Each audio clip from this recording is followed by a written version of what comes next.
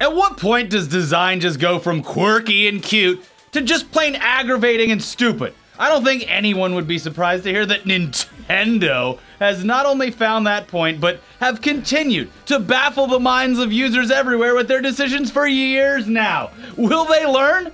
No, of course not, because you'll just sit there and eat it all up. Here we go!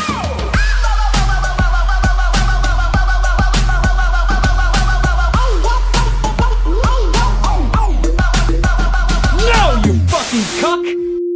Peggy 18. It would make a whole lot of sense to be able to just plug any old headset into your Nintendo Switch's headphone jack and immediately start communicating with friends using some sort of pre-existing in-game chat functionality, right? I mean, that's mostly how it's done with other real consoles, big boy consoles that you spend your big boy points on. Take your shorts off and put your pants on.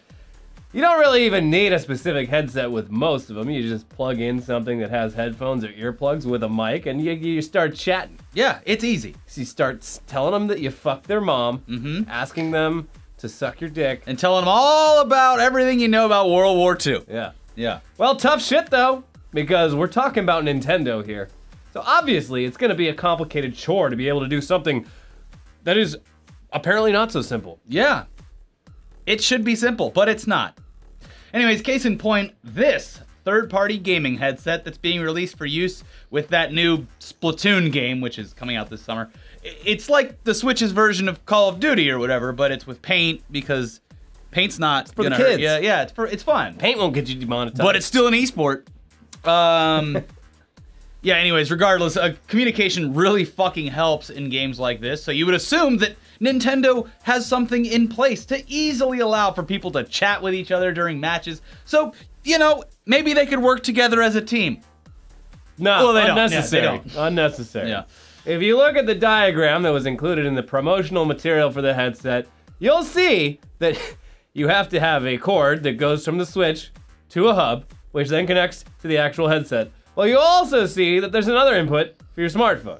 Yes, you'll have to run an entirely separate app on an entirely separate device to communicate with other players and be tangled up in wires while doing so. Why couldn't you just go like this? Ring, ring, hello, it's me, the other player. Yes, I'm here. This console is too portable.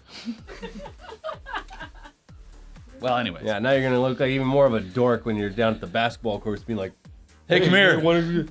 So yeah, don't even get us started on how the hell this is supposed to work when the goddamn thing is docked, because we refuse to even attempt to figure it out. So apparently it doesn't, so. Instead, we'll focus on why you have to use your phone as a way to talk to people. Ugh. Yuck, I haven't talked to someone on my phone for weeks. I turned my, you can't even call me anymore.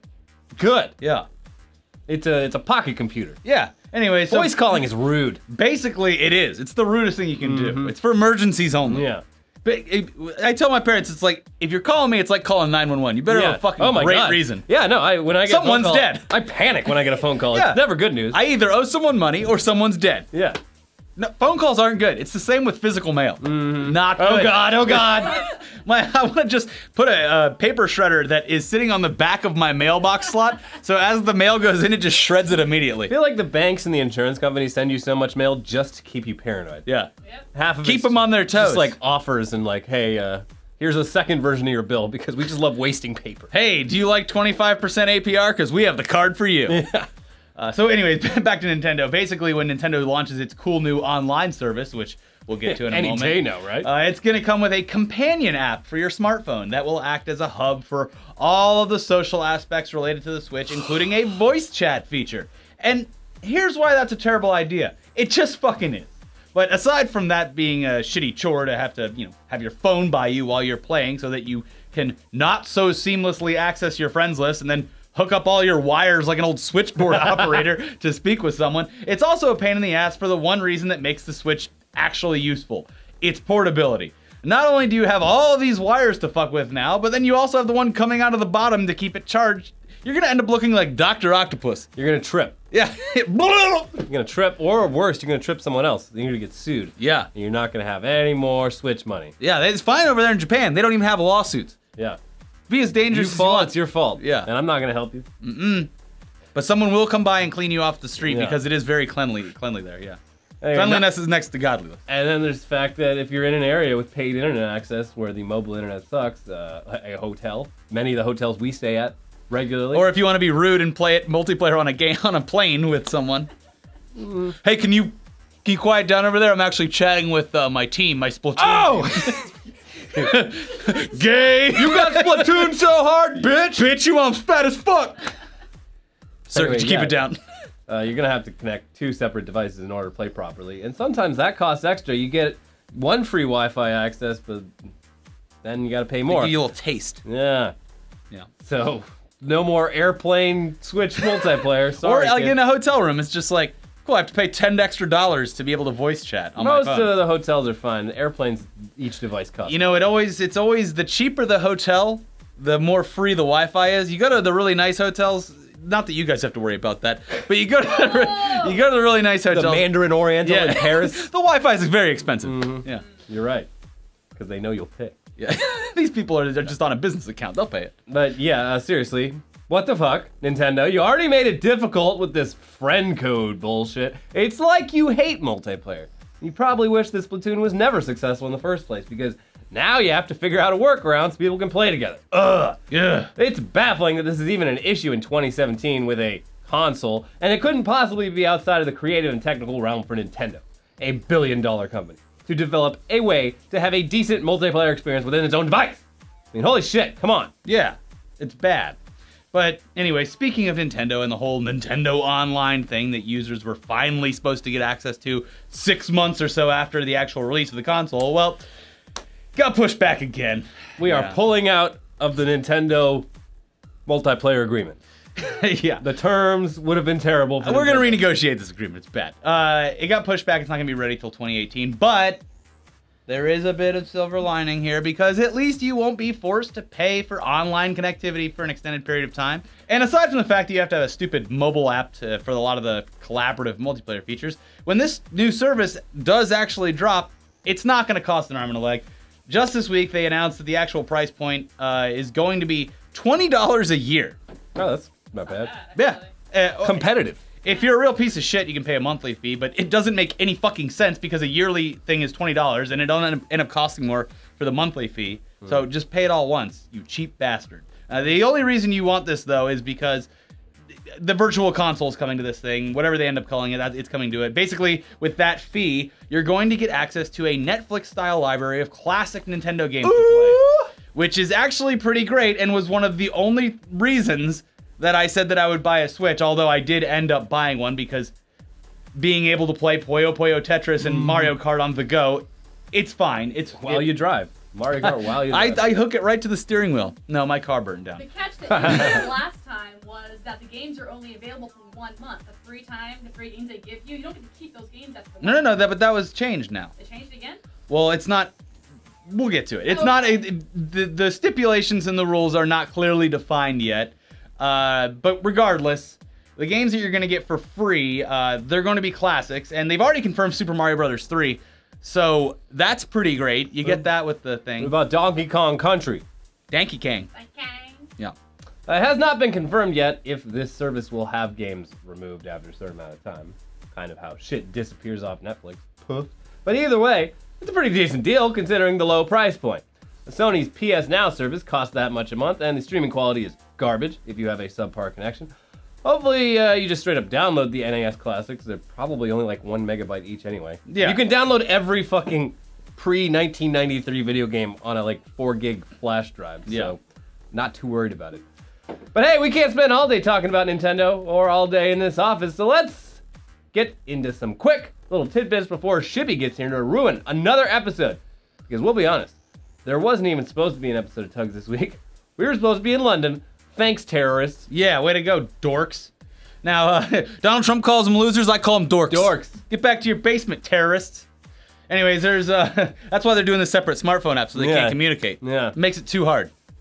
But there's a new Need for Speed coming out, even though we thought for sure that the movie would kill the franchise.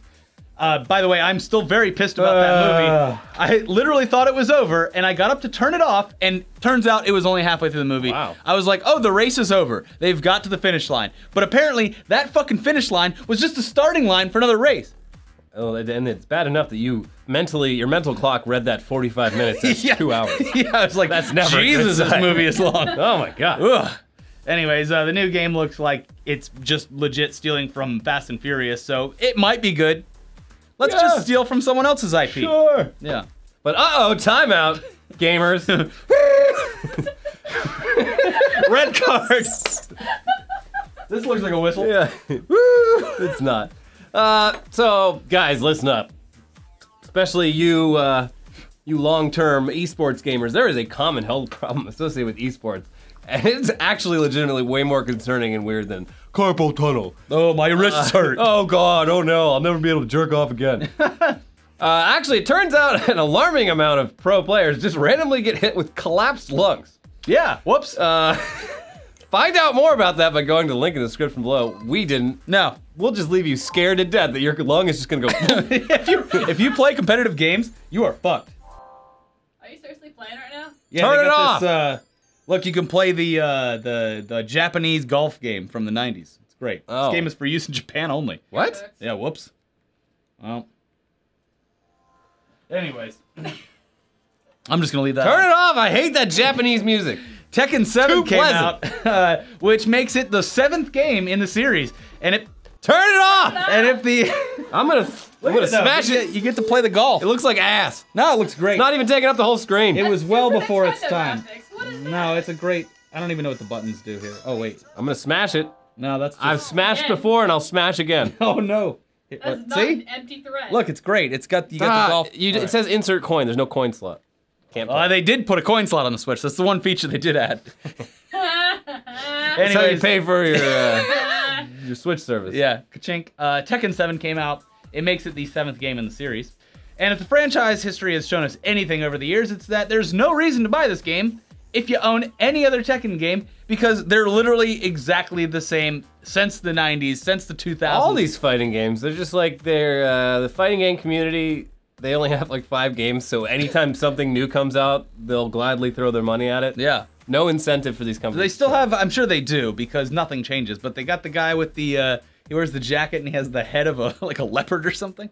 Oh yeah, Jaguar guy. Gex? Is that his name? No. Yeah. Geico? I don't know. I used to be really into Tekken when I was in high school. Yeah. I liked it a lot. Tekken Tag was cool. I loved Tekken Tag. I put a lot of quarters into that at the movie theater. Anyways, yeah. Yeah, there was another much more highly anticipated game that was released recently, and you probably love it. So that's why we have Shibby here to break your little hearts. Come on, Shibby. Tugs boys and Tugs girls, the worst game of the year was recently released on Steam, the Dumb Box and the Dump Station, with a Kickstarter backing that some of you idiots probably funded, reaching nearly 820,000. Having said that, even with paid streams and promotions, this game is not even the top 50 most popular games on Steam today, probably because the servers are trash. This week I'm reviewing Friday the 13th, the game. No, not Dead by Daylight or Evolve or any number of other Hunter vs. Pussy Gmods. For one, Dead by Daylight feels more of a game that's more fluid. My character can actually move instead of fumbling over themselves, like my words out of my mouth. Perfect. As the Hunter in Dead by Daylight, I need to think tactically and how I want to corner players to uncover objectives. While in Friday the 13th, Jason is so fucking overpowered that you have no chance as one of the counselors to do much of anything. Once Jason is near you, the ability to juke or get away is near impossible, as Jason can teleport and wraith walk around the map like my boy Reaper. It should be criminal that there is no counterplay to when Jason just wants to fuck you up. Sure, you can find an unlikely pocket knife drop to get loose from his grasp, but that's like playing Battlegrounds and saying like, well, just find an AR suppressor to win. As someone like me, who is a video game professional player, this game just requires no skill and is all RNG. Fine for you drooling homeschooler Minecraft baby bitch boys, but not for me. But Shibby, this game is so affordable. No, did I fail to mention that this game costs, wait for it, $40? What? Yes, a game with literally 3 maps that are essentially all the same, with very little variety, and the same game mode every time.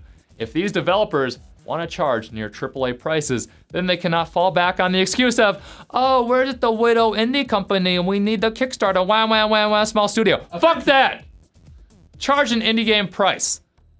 A game by Blizzard Entertainment called Overwatch, also released at $40. Friday the 13th is not marked as an early access game and is charging double the price of what it is really worth. That is both sad and disgusting. Other than the game being completely unbalanced, it's also a grind. Perks are completely RNG on the stats you roll, and worst of all, to actually get any experience in a round, you need to wait around for 15 to 20 minutes if you die early on to watch your fellow survivors just fuck around and eventually lose. Once again, Jason is so overpowered that if he targets you early on for whatever reason, it's over. For a completed match, you'll get about 500 XP. By far the most experience you can reliably get. Boring. Servers failed on launch day, the animations are janky, and there is no early access warning. This is just unacceptable, and it sickens me that you, T.U.G.S boys, and 7% T.U.G.S girls, have fallen into another trap, into another failure.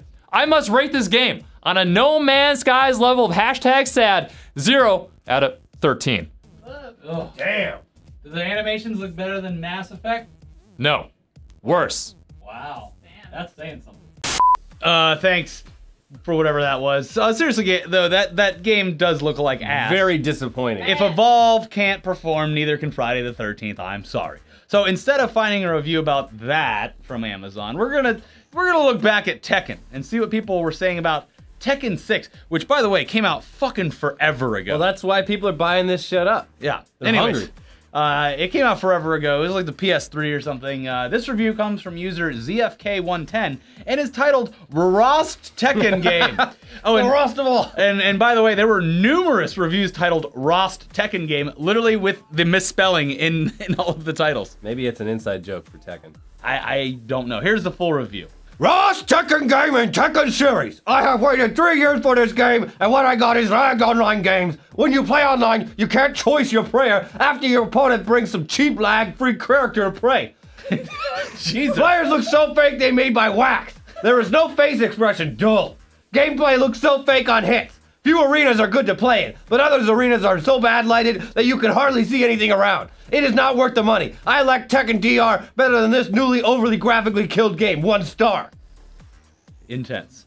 The fighting game community, them fighting words. It doesn't work with my custom-made Mad Catz arcade keyboard. Too soon? Oh yeah, they're dead. Mad Catz, not the reviewer. But anyways, watch our other content. We played Zombicide, which is not a video game. It's a real game. And yeah, it all went to shit really fast, especially because of mostly because of the Brenovan, but also because Shibby, Phil, and Chloe decided to just not play the game at some point. And also watch a new episode We've of all Tech got News friends Day. like that. Yeah. Bad friends. Yeah, bad friends. Anyways, yeah, we'll see you guys next time. Don't forget to like, favorite, subscribe. Does that even work anymore? They said I couldn't ask them to like, favorite, subscribe. Here we are.